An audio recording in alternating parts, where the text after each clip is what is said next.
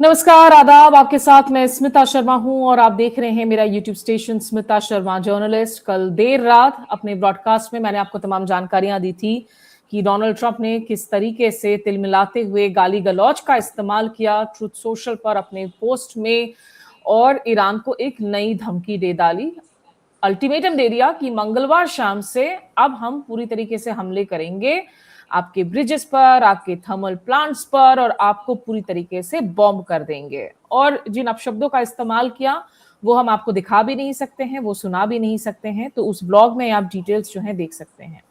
लेकिन इस ब्रॉडकास्ट में जो हम दोपहर के 1:30 बजे आपसे रोज मुखातिब होते हैं, आज जरा सा मैं बात थोड़ी डिटेल्स में करूंगी लेबनान पर, क्योंकि जैसा हम बार बार कह रहे हैं कि लेबनान में इजराइल की ऑफेंसिव जारी है, सदर्न लेबनान में ग्राउंड ऑफेंसिव जारी है, और वहां से जो तस्वीरें आ रही हैं निकल कर वो बेहद दुखद तस्वीरें हैं, अफसोसनाक तस्वीरें हैं, और ऐसा लग रहा है कि मानो लेबनान को भी गाजा बनाने की कोशिश की जा रही है, उसको फ्लैटन आउट करके।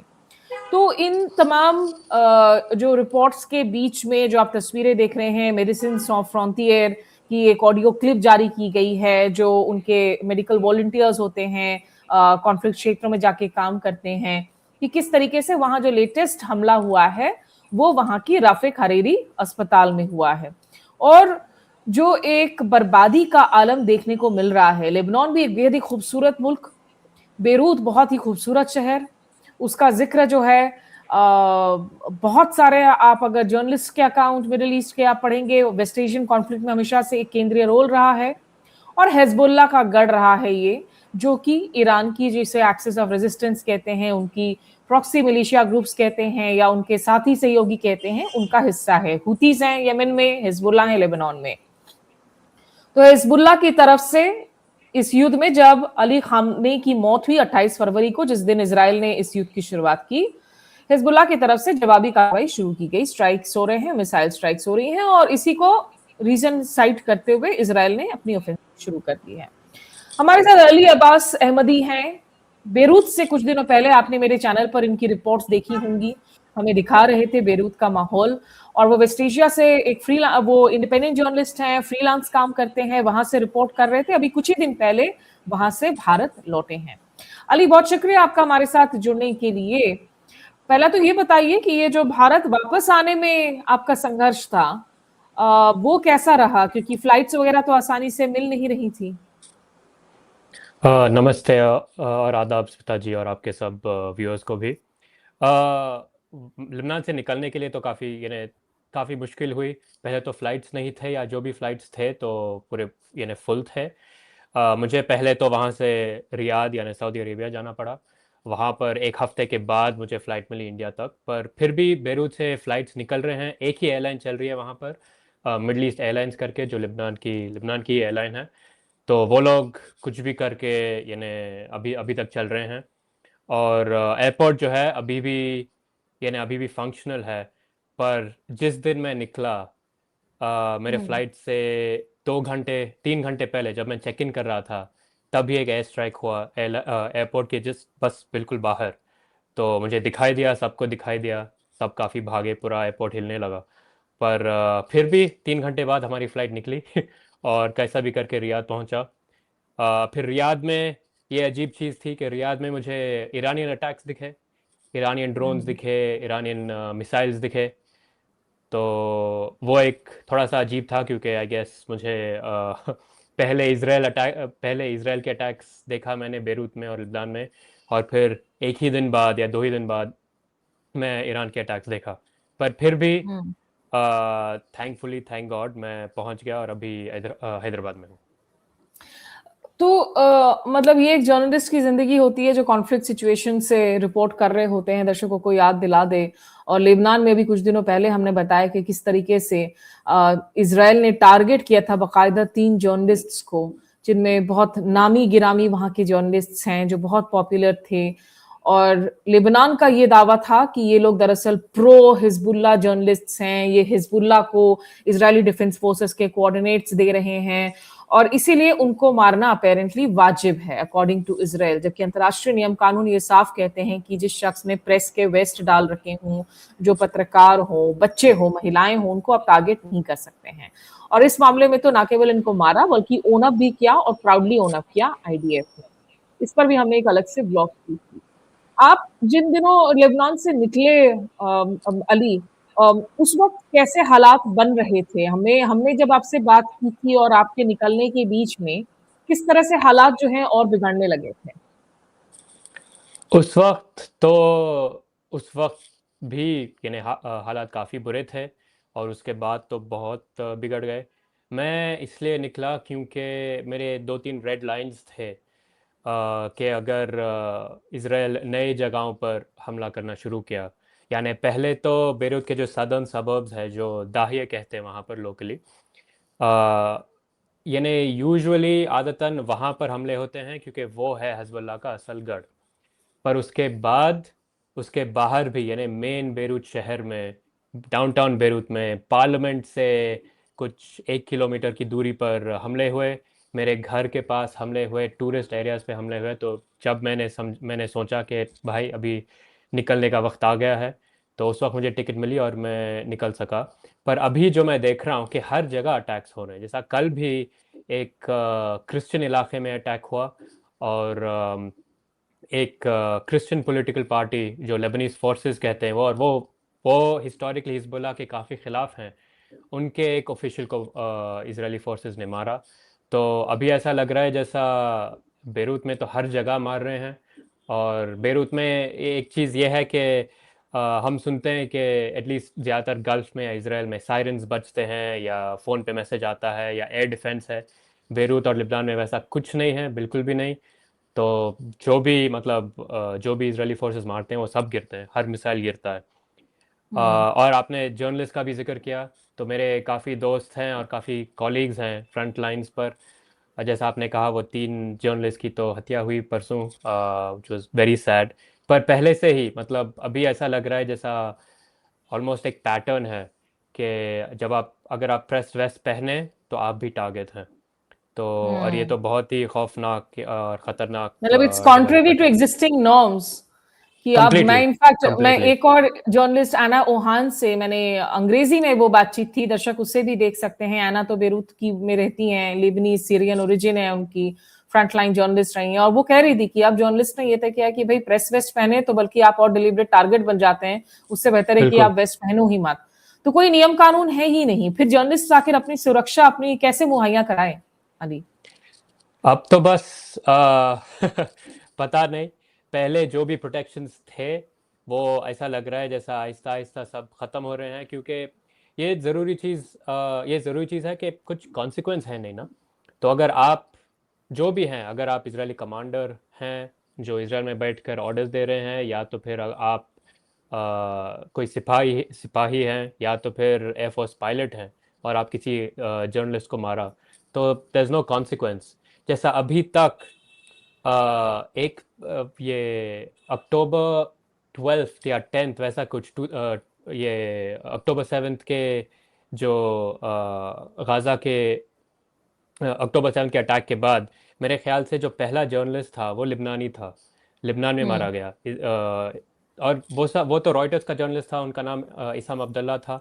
तो वहाँ पर एक हमला हुआ, काफ़ी जर्नलिस्ट इकट्ठे थे तो वहाँ पर हमला हुआ, और अभी तक मेरे ख्याल से there has been no consequence. तो ऐसा एना लग रहा है एना के कि बहुत पर्सनल दोस्त भी थे, एना उनकी बात भी कर रही थी अपनी कॉन्वर्सेशन अच्छा। में, भावुक हो रही थी।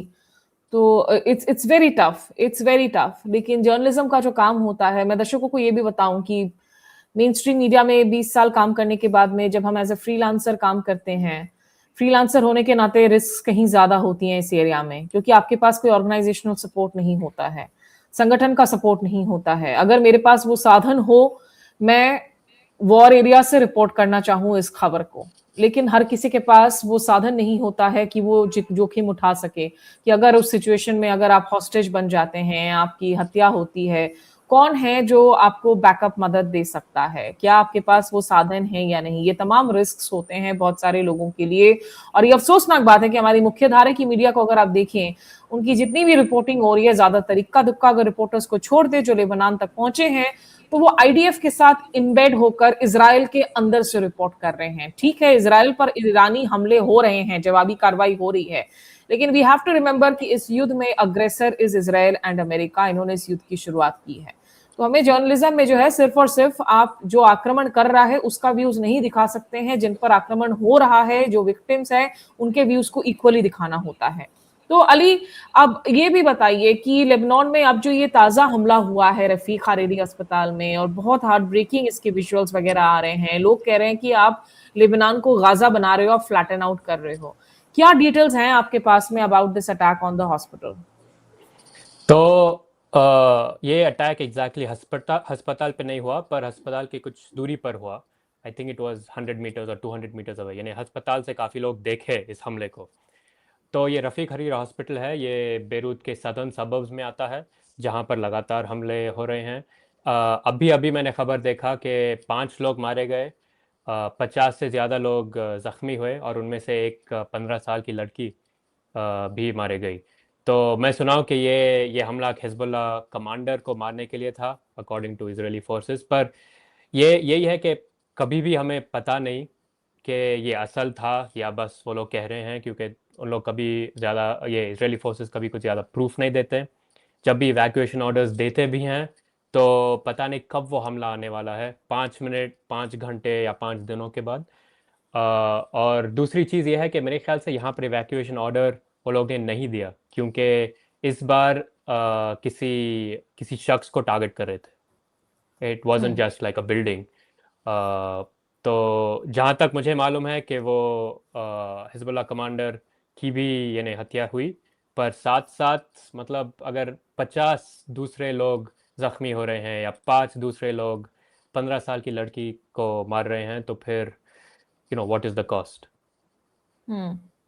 पर थोड़ा दर्शकों को बताइए अली, जब हम लेबनान की बात करते हैं, क्योंकि बहुत सारे दर्शकों को ये पता नहीं है कि लेबनान में जब हम हिजबुल्ला की बात करते हैं, हिजबुल्ला एक्चुअली एक पॉलिटिकल एंटिटी है, वहां एक राजनीतिक रूप जी से एक चुनी हुई एंटिटी है, वो सरकार का जी बाकायदा एक पार्ट है। तो जो सिविल, जब हम सपोर्ट की बात करते हैं टू हिजबुल्ला, जिसको आमतौर पर यूज किया जाता है वजह के तौर पर, देखिए ये बॉम्बिंग की तस्वीरें, कैसे बॉम्बिंग हो रही है, ये राम अब्दू है कर्टसी, जिन लोगों के हम विजुअल्स उठा रहे हैं उनको कर्टसी दी है हमने, चूंकि हमारे पास हमारे इंडिविजुअल रिसोर्सेज नहीं है ऑन ग्राउंड। जब हम बात करते हैं कि क्या एक होमोजेनस होल है लेबनान, कि पूरा देश ही जो है हिजबुल्ला को सपोर्ट कर रहा है, हिजबुल्ला के पीछे खड़ा हुआ है, हिजबुल्ला उन्हें ह्यूमन शील्ड के तौर पर इस्तेमाल कर रहा है, जिसकी वजह से इतनी बुरी तरीके से बॉम्बिंग को जायज ठहराता है इसराइल? नहीं नहीं, बिल्कुल भी नहीं। जैसा आपने कहा, हिजबुल्ला ये पॉलिटिकल पार्टी है, पर साथ साथ उनका एक मिलिट्री विंग भी है। तो मेरे ख्याल से लिबनान में यानी काफ़ी सालों से हिजबुल्ला की वजह से काफ़ी प्रॉब्लम हो चुके हैं। ये तो यानी ये तो ज़ाहिरी बात है। पर दूसरी बात ये भी है कि क्योंकि ये लोग पॉलिटिकल पार्टी हैं, काफ़ी लोग हाँ भाई ठीक है सपोर्ट करते हैं। और जैसा यहाँ पर इंडिया में अगर आप कांग्रेस को सपोर्ट कर रहे हैं, बीजेपी को, किसी को भी, तो इट्स द सेम थिंग। और क्योंकि हिजबुल्लाह एक पॉलिटिकल पार्टी है, उनके काफ़ी लोग जो हैं, ख़ास तौर पर सियासी लोग, वो लोग तो बस आम तौर पे रह रहे हैं लिबनान में, अपने अलग अलग बिल्डिंगों में या इधर उधर। तो लिबनान में भी यानी काफ़ी लोग हिजबुल्लाह के ख़िलाफ़ हैं और काफ़ी लोग हिजबुल्लाह के साथ हैं, पर that is no justification, right. तो आप अगर अगर आप कहते हैं कि यहाँ पर हिजबुल्लाह के लोग मौजूद हैं, तो आप पूरे एरिया को तो नहीं मार सकते हैं। और हमें पता है कि इजरायली फोर्सेस के पास टेक्नोलॉजी है कि अगर उनको एक आदमी को एक कमरे में मारना है तो वो मार सकते हैं। जैसा कब 2-2.5 हफ्ते पहले एक 5 स्टार होटल में उन्होंने कुछ ईरानियन ईरानियन लोगों को टारगेट की, 5 स्टार होटल में एक कमरे में उन्होंने मारा। और दूसरे सब जो थे वो बिल्डिंग में, वो सब ठीक ठीक, मतलब दे वर सेफ, ठीक तो नहीं थे बेचारे, सबको मतलब मास कैजुअलिटी नहीं हो रही थी? Exactly, it was a mass casualty. पर यहाँ पर ऐसा लग रहा है जैसा ख़ास तौर पे साउथ लेबनान में और सदर्न बेरूत में, दाहिए में, वो लोग का भी ये मकसद है कि बस सब चीज़ को कारपेट बॉम्ब करो, जैसा गाज़ा का प्लेबुक है। ये लोग वही इस्तेमाल कर रहे हैं, और साफ साफ ही बताए हैं, उन्होंने साफ हम्म। साफ बताया है कि देखिए हमें ये इन इन इलाकों को गाज़ा बनाना है। तो अब अगर हम्म। वो लोग, अगर वो यानी ये छोटे मोटे लोग नहीं है, ये लोग तो इजरायली कैबिनेट के हैं, वो लोग हम्म। आम तौर पर आके बोल रहे हैं कि देखिए हमें पहले तो साउथ लेबनान पर हम साउथ लेबनान पर कब्जा करना चाहते हैं। और दूसरी बात, जो भी ये शहरें हैं जहाँ पर या तो शिया लोग हैं, या तो फिर ये या तो हिजबुल्लाह सपोर्टर्स हैं जैसा साउथ बेरूत में, उन्हें तो सब हम्म। ख़त्म करना है। तो हम्म। रियली ऐसा लग रहा है, यानी there is no proof yet, पर ऐसा लग रहा है जैसा एथनिक क्लेंजिंग के बीच हैं ये लोग। अभी परसों ही एक रिपोर्ट आया, न्यूयॉर्क टाइम्स में आया, दूसरे जगहों पर आया, उन्होंने साफ साफ कहा कि देखिए अगर आप ईसाई हैं, द्रूज हैं, कुछ भी हैं, पर अगर आप किसी शिया आदमी या शिया शख्स हम्म। को पनाह दे रहे हैं, तो हम आपके आपके घर पे मारेंगे। तो that is hmm. Nothing but ethnic cleansing, it is targeting one group of people. और आप सोचिए कि जिस तरीके से ये जो डब्ल्यूएचओ के मुखिया की तरफ से भी बयान आ रखा है, जिसमें कहा गया है कि a strike just 100 meters from Rafik Hariri university hospital, Lebanon's largest public medical facility. 100 meter की दूरी आप समझ ही रहे हैं ना। अगर आप कहने को आप कहें कि हमने अस्पताल को टारगेट नहीं किया, लेकिन 100 मीटर में तो पूरा भयंकर असर पड़ना पड़ना ही है अस्पताल पर। ये वहां की बिल्कुल। सबसे बड़ी जो है पब्लिक मेडिकल फैसिलिटी है, जिसमें जैसा यहाँ 4 लोग कह रहे थे, अब हमें अली अपडेट कर रहे हैं कि कम से कम 5 लोगों की जान गई है। और 28 से 31 मार्च के बीच में डब्ल्यूएचओ कह रहा है कि उन्होंने कम से कम 11 ऐसे अटैक्स डॉक्यूमेंट किए हैं जो लेबनीज हेल्थ केयर फैसिलिटीज पर। अगर आपकी लड़ाई एक मिलिशिया ग्रुप से है, अगर आपकी लड़ाई एक पॉलिटिकल ग्रुप से है, आप लगातार सजा जो है आम लोगों को दे रहे हैं, जब जब उनको मेडिकल क्लिनिक्स, अस्पतालों को आप निशाना बना रहे हैं। और ये तमाम फैसिलिटीज जो उन्होंने देखी हैं तिब्नित में, जवाहर अल गारबिए, दजाल, जजीन, जिसमें भी बहुत जाने गई हैं। और आगे भी ब्यौरा में कहा गया है कि किस तरीके से लगातार सबर्ब्स में हमले हो रहे हैं। 92 अटैक्स अभी तक हेल्थ फैसिलिटीज पर हो चुके हैं, जिसमें 53 डेथ्स हुई हैं। अगर आप मेडिकल से फैसिलिटीज पर अटैक्स की आप देखें, health care is not a target. लेकिन यहां तो कोई मतलब लक्ष्मण रेखा है ही नहीं, कोई गाइडलाइंस है ही नहीं। Everybody is a legitimate target for Israel, journalist, medical facilities. And यही नहीं, यूनफिल जो कि यूएन की बॉडी है, जो वहां एक लेबनान और इसराइल के बीच सीज फायर को मॉनिटर करती है। हालांकि ये सीज फायर बार बार टूट जाता है, संघर्ष विराम, इसराइल हमले करता रहता है, और लेबनान की भी हिजबुल्लाह की भी जवाबी स्ट्राइक्स हो रहे हैं। एक ऑर्डिनरी लेबनीज के लिए अली, आप वहां रुके इतने वक्त तक, जिंदगी क्या है? जैसा हम गाजा फिलिस्तीन में देखते हैं कि हर 10 मीटर पर उनकी चेकिंग होती है, उनके साथ बदतमीजी की जाती है, डिसअपियरेंस हो जाते हैं, कुछ पता नहीं, छोटे छोटे बच्चों को बख्शा नहीं जाता है। How is life today for an ordinary Lebanese? उफ, काफ़ी मुश्किल। पहले तो ये ज़रूरी है कि लेबनान जो है, पूरा मुल्क, इट्स रफली the size of Mumbai, not population wise, मतलब एरिया वाइज। ठीक है, तो अगर आप साउथ मुंबई पर सोचिए, अगर साउथ मुंबई पर हमले हो रहे हैं, तो फिर ठीक है, नॉर्थ मुंबई में आप ठीक हैं रिलेटिवली, पर it's not very far away. तो ये इतना छोटा सा मुल्क है, पर ये एक अजीब चीज़ मैं एक्सपीरियंस किया जब मैं वहाँ पर था, कि इन अ वे, अगर जंग के वक्त Beirut is not a bad city to be in, unfortunately, क्योंकि सब लोग को पता है कि ये यानी जंग क्या होता है, कैसा होता है, कैसा कैसा जिए। तो उन्होंने सब कहा इमीडिएटली, पहले स्ट्राइक्स के बाद उन्होंने, मेरे दोस्त ने मुझसे कहा कि देखिए आप यहाँ जाइए, यहाँ मत जाइए, ये चीज़ें जाके खरीदिए, पानी खरीदिए, ये वो। तो अनफॉर्चुनेटली उन सबको आदत है अभी, क्योंकि अक्टूबर टू दिसंबर 2024 में ये जंग हुई थी, और वो भी काफ़ी बुरी जंग हुई थी, बेरूत में भी हमले हुए थे उस वक्त। और अब फिर से शुरू हो गए। तो इट डिपेंड्स आप कहाँ से हैं। अगर आप साउथ लेबनान से हैं तो फिर बेहद मुश्किल, क्योंकि साउथ लेबनान में अटैक्स तो जारी हैं, लगातार हो रहे हैं। और जो इंटरनेशनल मीडिया में जो रिपोर्ट होता है, वो सिर्फ बेरूत का रिपोर्ट होता है, जो लेबनान का कैपिटल है। पर साउथ लेबनान में जो हो रहा है, वहाँ पे तो वो लोग ने साफ साफ कहा कि हम इसे क़ज़ा बना देंगे और कब्ज़ा कर देंगे, ख़त्म। वहाँ पर एक नदी है, लितानी नदी करके, उस पे काफ़ी ब्रिजेस पर हमला हुआ। तो मतलब अभी जो लोग पहले वहाँ पर रहते भी थे, अब वो लोग वापस नहीं जा सकते, क्योंकि नदी कैसा पार करेंगे पुल के बगैर। दूसरी हम्म। बात, ज़्यादातर जो लोग डिस्प्लेस हुए हैं वो सब साउथ लेबनान के हैं। तो मेरे काफ़ी दोस्त हैं, मेरे जो अरबी टीचर्स हैं वो सब साउथ लेबनान के थे, या तो दाहिए में रहते थे आउटसाइड बेरूत। उन सब डिस्प्लेस हुए और उनको पता नहीं कहाँ जाए, क्योंकि काफ़ी लोग, हम्म। यानी ख़ास तौर पर अगर आप गरीब ही नहीं, पर अगर आपके पास दूसरा घर नहीं है, या दूसरे परिवार के लोग नहीं हैं दूसरे जगहों पर लिबनान में, तो कहाँ जाएंगे आप। पर साथ हम्म। साथ ये है कि एक हिस्सा है लिबनान में जहाँ पर ज़िंदगी चल रही है आराम से। तो बेरूत में भी काफ़ी हिस्से हैं जहाँ पर रेस्टोरेंट्स पूरे फुल हैं, कैफ़ेज़ फुल हैं। तो इन लोग की मेंटालिटी ये है, मुझे खूबसूरत भी लगती है, पर साथ हम्म। साथ बहुत ये अफसोस भी होता है कि ये लोग बस कहते हैं कि देखिए, हमें आज के लिए जीना है बस, कल क्या हम्म। होने वाला है पता नहीं। तो इसलिए आज दोस्तों से मिलेंगे, आज जाके रेस्टोरेंट में खाएंगे, आज जाके मज़ा करेंगे, क्योंकि अगर कल बम गिरा तो फिर क्या फ़ायदा। तो अब यही है उनकी मेंटालिटी।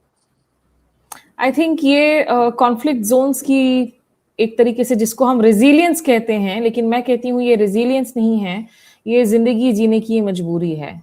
देखिए, बिल्कुल। लेबनान के अगर आप मैप को देखेंगे जो हम आपको दिखा रहे हैं इस वक्त, और जिसका जिक्र कर रहे थे अली, जिस नदी वगैरह को आप कैसे यहाँ पर डिवाइड करते हैं, और ये जो बेरूत इलाका है, बेरूत जो राजधानी है, यहाँ पर वो कह रहे हैं कि कैफेटेरियाज वगैरह जारी हैं जिस तरीके से। लेकिन उधर अगर आप देखें लेबनान में दूसरे हिस्सों में बॉम्बिंग हो रही है, तो दो जिंदगियां पैरेलल चल रही होती है, एक तरफ मौत मातम, दूसरी तरफ जीने का एक जज्बा कि भैया आज जी लो। टॉमस फ्रीडमैन की 2005 की किताब थी द वर्ल्ड इज फ्लैट, उसमें जो डिस्क्रिप्शंस दिए गए थे लेबनान को लेकर, वो बड़े विविड डिस्क्रिप्शंस हैं, और आज 2 दशकों से ज्यादा वो सच्चाई, वो हकीकत नहीं बदली है लेबनान की, वो तस्वीर जो है वो नहीं बदली है लेबनान की यहाँ पर।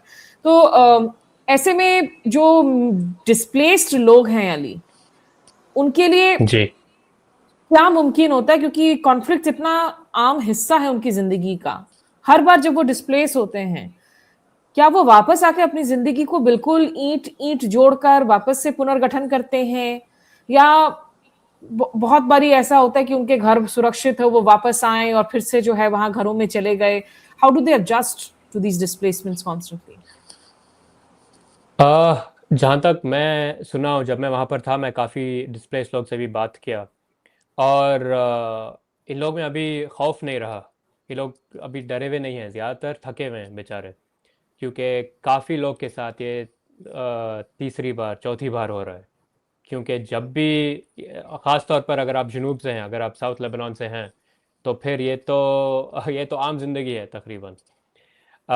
तो वो लोग, पर एक चीज़ है कि हर वक्त वो लोग कहते हैं कि नहीं, कुछ भी हो जाए हम लोग वापस घर जाएंगे। अगर घर है भी नहीं, अगर शहर भी नहीं है, हम लोग जाके अपने आप अपने हाथों से घर बनाएंगे वापस।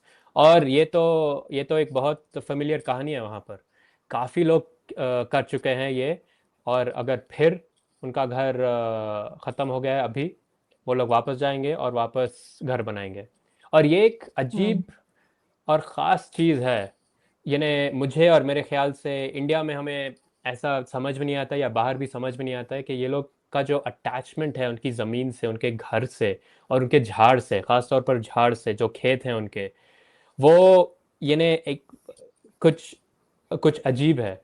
इन द सेंस के, जैसा अगर यहाँ पर हैदराबाद में फॉर एग्ज़ाम्पल अगर बॉम्बिंग शुरू हुई, तो मैं कहूँगा और मेरा सब ख़ानदान कहेगा कि भाई चलिए अब निकलने का वक्त आ गया है। पर वहाँ पर वो हम्म। लोग नहीं हटते, मजबूरी से भी नहीं हटते वो लोग। तो जो साउथ लेबनान में जो हैं, अभी तक मैं सुना हूँ कि आधे से ज़्यादा लोग अभी भी वहीं पर हैं। काफ़ी लोग छोड़ के हम्म। निकले हैं, पर आधे से ज़्यादा लोग ने कहा है कि नहीं, अगर हमें मरना है तो हमें हमारे घर में मरना है। तो ये एक ख़ास बात है वहाँ कर। और मैं समझता हूँ, जैसा मैं बाहर भी देखा हूँ, कि ये ज़्यादातर लिबनानियों के साथ और फ़लस्तीनियों के साथ ये जो लगाव है, उनके ज़मीन और उनके मुल्क के साथ वो बाहर ज़्यादा दिखने को नहीं मिलता, क्योंकि इट्स ऑलवेज अंडर थ्रेट, या कम से कम वो लोग सोचते हैं कि इट्स ऑलवेज अंडर थ्रेट। ठीक है, सही बात है कि काफ़ी काफ़ी लेबनान की जो आबादी है वो बाहर हैं, पर जो बाकी हैं अभी तक सिर्फ इसलिए हैं क्योंकि उन्हें अपने ज़मीन से और अपने मुल्क से इतना इतना लगाव है, एंड इट वाज वेरी और अनफेमिलियर फॉर मी। वो सेंस ऑफ नेशनलिज्म भी जो है ना वो बहुत ज्यादा, लेबनान में इतने सेक्ट्स हैं, इतने ग्रुप्स हैं, लेकिन बावजूद इसके सेंस ऑफ नेशनलिज्म जो ईरान में भी देखने को मिलता है, लेबनान में भी देखने को मिलता है, वो बहुत स्ट्रांग है और वो नजर आ रहा है युद्ध के दौरान।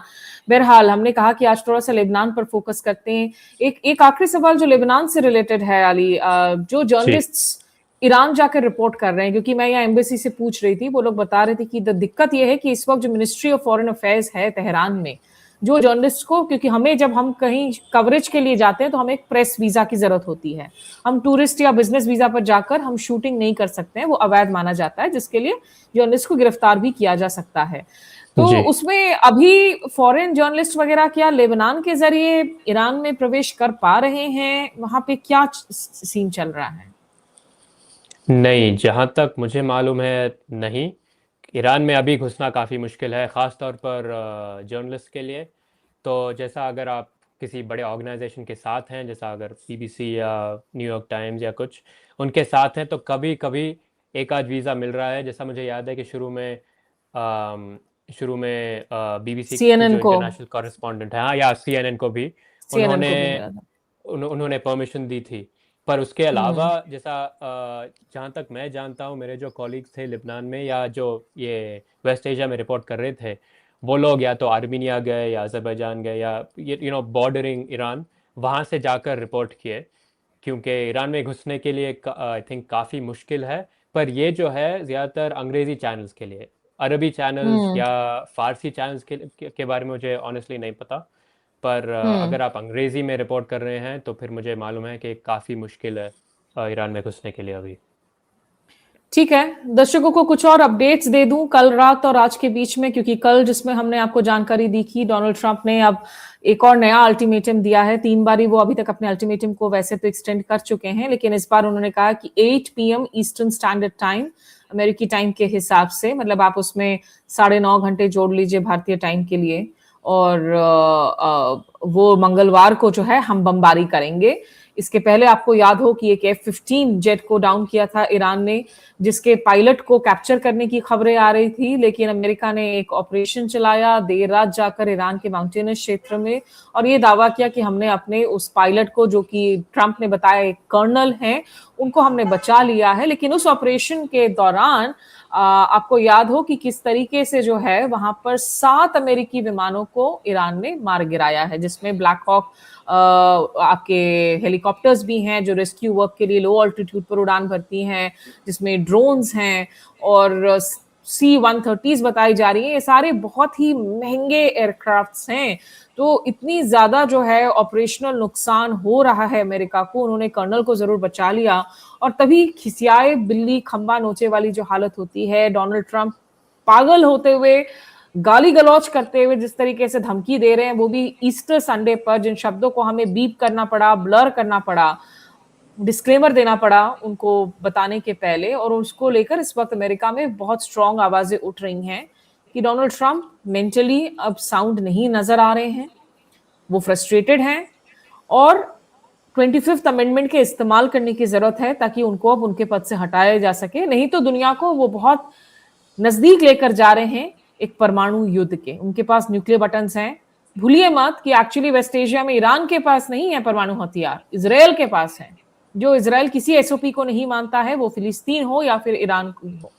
तो इसीलिए ये खतरे बहुत ज्यादा बढ़ गए हैं। ईरान ने भी कहा है कि अगर आम लोगों को अमेरिका ने निशाना बनाया, जैसा वो कह रहे हैं thermal plants, bridges, already Iran में 3-4 बड़े यूनिवर्सिटीज पर हमले हुए हैं, science technology university, pastor university, आज एक और यूनिवर्सिटी में हमला हुआ है, उनके न्यूक्लियर साइंटिस्ट को, इंजीनियर्स को टारगेट किया जा रहा है, मीनाब स्कूल पर हमला हुआ है। तो ईरान ने कहा है कि ये हमले और कहीं ज्यादा खतरनाक होंगे। दोनों ओर से जो है अपिंग द जिसे हम कहते हैं एंटी हो रही है, और ये खबर भी आ रही है रिपोर्ट्स के मुताबिक कि एक सीज फायर 45 दिनों की किसी तरीके से कोशिश की जा रही है, जिसके जरिए बैक चैनल टॉक्स ऑन है। पहले ही एक रीजनल डायलॉग की कोशिशें हो रही थी, पाकिस्तान, तुर्की, सऊदी, मिस्र के जरिए, चीन के साथ मैसेजेस आर पार हो रहे हैं, ट्रंप अपने मैसेजेस जेडी वैंस के जरिए भेज रहे हैं। तो कुछ निकलता है या नहीं, ओमान, कतर, ये तमाम मुल्क कहीं ना कहीं किसी रोल में इन्वॉल्व हैं। अली, आपकी सेंस क्या है? 48 घंटे का वक्त और दिया है अब डोनाल्ड ट्रंप ने, मंगलवार शाम को। It's very difficult to crystal gaze, I understand, but जो कॉन्वर्सेशंस आपके वेस्ट एशिया में आप लोगों से सुन रहे हैं, क्या उनको लग रहा है कि we are actually on very close to the brink of a nuclear war too? क्या कॉन्वर्सेशंस हो रही हैं आपकी वहां उस एरिया के दोस्तों के साथ में? उफ, I hope not nuclear war. ये तो मतलब ये तो बहुत ही खौफनाक चीज़ होगी, और सिर्फ वेस्ट एशिया के लिए नहीं पर पूरे दुनिया के लिए। पर अभी तो मुझे ऐसा लगता है कि अभी आने वाले दिनों में तो कुछ नहीं होने वाला है। शायद ईरान में सीज़ फायर भी अगर हुआ तो ऐसा लग रहा है जैसा लिबनान में तो नहीं होगा, क्योंकि लिबनान में पहली बात यह है कि जो जंग चल रही है ईरान में, वो यूएस में बहुत अनपॉपुलर है। पर जो जंग यहाँ लिबनान में चल रही है तो इज़राइल में तो बिल्कुल पॉपुलर है, वहाँ पर तो कोई प्रॉब्लम नहीं है। तो मेरे ख्याल से लिबनान में तो चलेगी, आगे चलेगी, और शायद बेरूत में नहीं, उम्मीद है कि बेरूत में नहीं कम से कम। पर जो इनकी जो मकसद है, इजरायलियों की मकसद है जो साउथ लेबनान का एक हिस्सा का एक टुकड़ा लेने के लिए, मेरे ख्याल से वो लोग तो ले लेंगे, क्योंकि वहाँ पर जैसा आपने कहा था लगातार हमले हो रहे हैं हर जगह, यूनिफिल पर, हॉस्पिटल्स पर, गाँवों पर, आम आदमियों पर, हर जगह। पर ये दूसरी बात यह है कि जो डोनाल्ड ट्रंप ने कहा है कि अगर अगले 2 दिन में इसराइल ने स्ट्रेट ऑफ हॉर्मुज़ नहीं खोला तो हम हर जगह मार देंगे। पर वो लोग तो अभी तो मार रहे हैं, अभी तो काफ़ी सिविलियन टारगेट्स को मार रहे हैं अभी भी। जो हेरिटेज साइट्स हैं, जो स्कूल थी जहाँ पर 100 से बच्चे मारे गए शुरू में, मिनाब। जो अहम एग्जैक्टली जो अहम पुल हैं या एनर्जी साइट्स हैं, तो ऑलरेडी सिविलियन इंफ्रास्ट्रक्चर पे तो हमले हो रहे हैं। तो आगे जाके और कैसे बदलेगा, क्या होगा, वो पता नहीं। पर बस आई थिंक मेरी उम्मीद और सबकी उम्मीद ये है कि बस ये जंग जल्द से जल्द ख़त्म हो जाए। और ख़ास तौर पर मैं लिबनान के बारे में सोचता हूँ, क्योंकि मैं लिबनान में था, काफ़ी दोस्त हैं वहाँ पर। तो ऐसा लग रहा है जैसा काफ़ी दुनिया लिबनान के बारे में ज़रा भूल रही है, या तो फिर उन्हें एग्जैक्ट जो ग्राउंड रियलिटी है वो पता नहीं, क्योंकि सब सोचते हैं कि हाँ ठीक है, ये तो यहाँ पर तो हिजबुल्लाह है, ये तो हिजबुल्लाह का मुल्क है, पर बिल्कुल भी नहीं। तो पता नहीं, उम्मीद है कि जल्द से जल्द ज़रा सीज़ फायर होएगा। पर अभी तक तो जैसा अगर आप ईस्टर पे क्रिश्चियन इलाकों पे मार रहे हैं, या रमज़ान में मुस्लिम या शिया इलाकों पर मार रहे हैं, तो ऐसा लग रहा है जैसा कोई कुछ, जैसा आपने कहा, कोई कुछ लक्ष्मण रेखा है ही नहीं, कोई कुछ रूल्स है ही नहीं। तो बहुत मुश्किल है जांच करने का कि कब ख़त्म होएगा या कैसे ख़त्म होएगा ये सब। जी बिल्कुल, ये बर्बादी के देखिए आलम, सारी तस्वीरें ईरान के अंदर से, जो अली कह रहे हैं कि भाई आप जो कह रहे हैं कि आगे जाके मैं टारगेट करूंगा, टारगेट तो आप ऑलरेडी कर रहे हैं। ईरान के अंदर ही 1600 बहुत कंजर्वेटिव एस्टिमेट बताया जा रहा है, उससे ज्यादा लोगों की जान गई है, जिनमें बहुत ज्यादा जो है बच्चे हैं, स्टूडेंट्स हैं, इंजीनियर्स हैं। लेबनान में 1400 से ज्यादा लोग जो है मारे गए हैं, जैसा हमने WHO के फिगर्स दिखाए कि कितने उनमें से मेडिकल पर्सनल हैं, जर्नलिस्ट्स हैं। यूनफिल के 3 पीस कीपर्स जो इंडोनेशिया से हैं, उनकी जानें गई हुई हैं। तो ये युद्ध किस तरीके से भीषण रूप धारण किए हुए है, दुनिया भर में इसका असर ऊर्जा संकट के तौर पर निश्चित रूप से नजर आ रहा है। लेकिन जैसे ये भारत के लोग कौम में जाकर ईरान के लोगों के समर्थन में खड़े हो रहे हैं, ऐसी तस्वीरें भारत से आ रही हैं लगातार। लेह लद्दाख में ऑक्शंस जारी हैं, लोग डोनेट कर रहे हैं भारी अमाउंट में पैसे कि ईरान को जो है हम मदद कर सकें। लेकिन एक स्ट्रेटेजिक कैलकुलेशन क्या मिस कैलकुलेशन हो रही है दोनों ओर से? क्या पहले ईरान को अंडर एस्टिमेट किया, अब कहीं ईरान की कैपेसिटी को ओवर एस्टिमेट तो नहीं किया जा रहा है? बातचीत का अगर कोई जरिया है, कोई ऑप्शन है, तो क्या उस पर बातचीत होनी चाहिए? ईरान के लिए यकीन कर पाना निश्चित रूप से बहुत मुश्किल है। अंतिम में एक अपडेट बता दूं,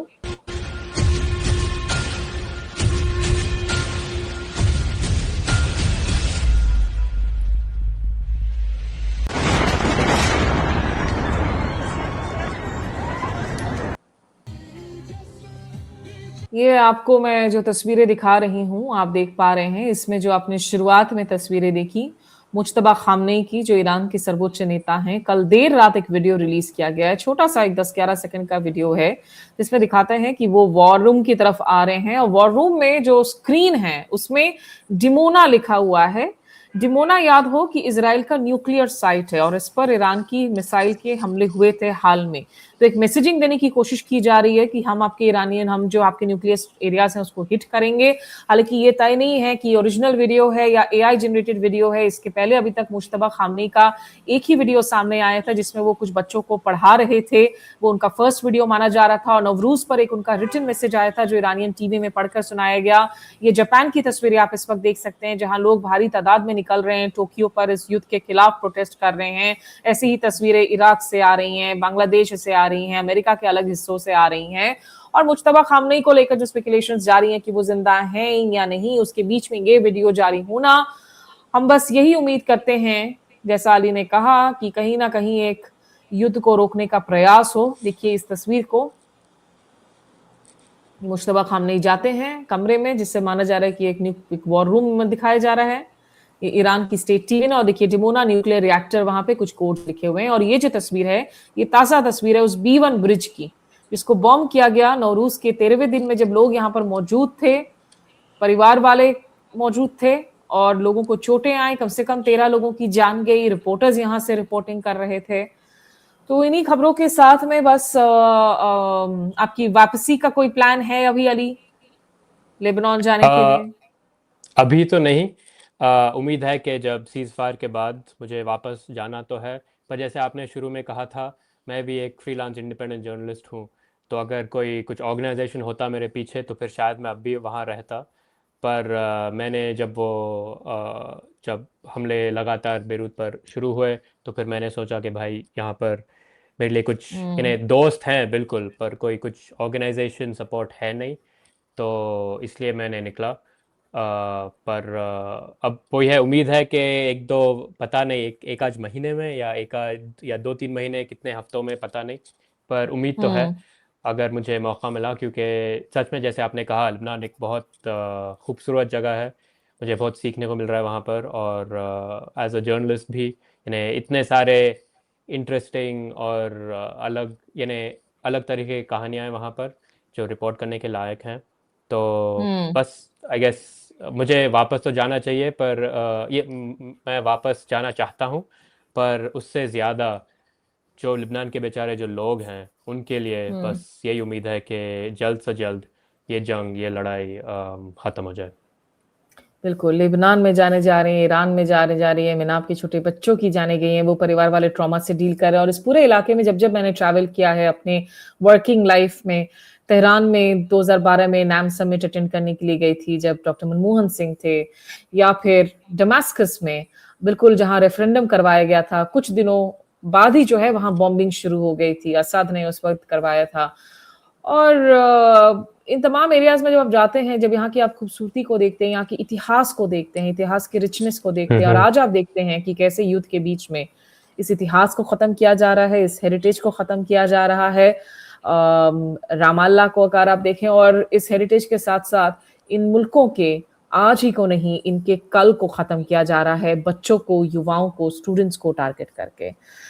बस यही कुछ बातें रखनी थी। अली, बहुत शुक्रिया आपका, तमाम बातों को आपने बड़ी खूबसूरती से, बड़ी संजीदगी से जो है आज हमारे दर्शकों तक पहुंचाया है। और मैंने कहा कि चूंकि लेबनान पर ज्यादा बात हो नहीं रही है कहीं मीडिया में, तो थोड़ा आपसे विस्तार में समझे कि आखिर हालात वहां पर क्या हैं। जी नहीं, बहुत बहुत तो शुक्रिया, और मुझे भी बहुत अच्छा लगा आपसे बात करके। Thank you. तो जो दर्शक हमारे साथ जुड़ रहे हैं, अगर आपको कंटेंट हमारा पसंद आए, हमेशा की तरह एक रिमाइंडर कि आप प्लीज चैनल को सब्सक्राइब कीजिए, वीडियो शेयर कीजिए और अपना बेल आइकन नोटिफिकेशन जरूर प्रेस कीजिए तमाम अलर्ट्स के लिए जब भी हम फ्रेश कंटेंट अपलोड करें। अभी के लिए मेरे साथ बस इतना ही। शाम 7:30 बजे फिर मुलाकात होगी नए अपडेट्स के साथ में। तब तक के लिए मुझे दीजिए इजाजत। नमस्कार, आदाब।